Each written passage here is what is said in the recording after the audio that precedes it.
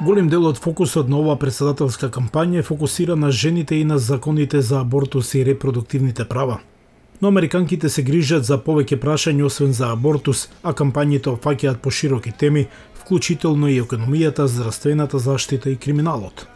Во Минесота, Ребека Дженсен вели дека претседателот Џо Бајден заслужува пофалби оти како што вели донел правилни одлуки. Мислам дека прашањата за животната средина се многу важни. Мислам дека економијата е важна и здравствената заштита. Јас сум медицинска сестра и се уште често сум сведок на ковид на работа. И луѓето постојано велат дека сме после пандемија, но на вистина не сме. Се уште се соочуваме со тоа. Мислам дека тоа што има некој што верува во наука во Белата куќа е добра работа. Во Невада, Џули Бент сака втор мандат за Доналд Трамп. Тој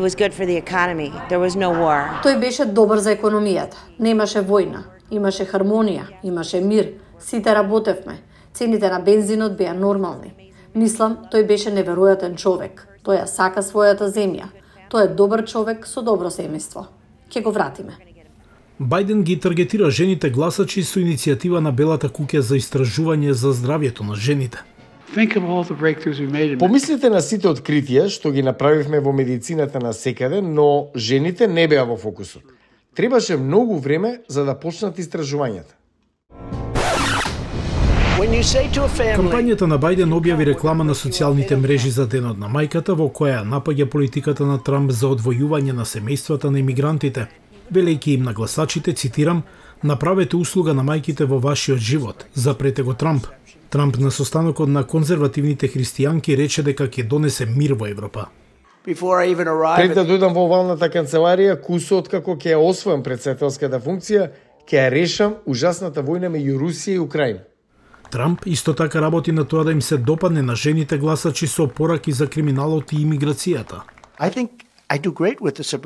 Мислам дека одлично работам во однос на домакините од предградијата затоа што сакаат да останат безбедни. Им го крадат накитот, чантите, електрониката, часовниците.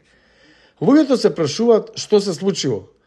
Ако не сакате нелегални криминалци да ви влегуваат низ прозорците, да ви крадат од фиоките, мора да гласате да го изфрлиме нечесниот Џо Бајден. Што е можно побрзо, штетата што тој може да ја направи.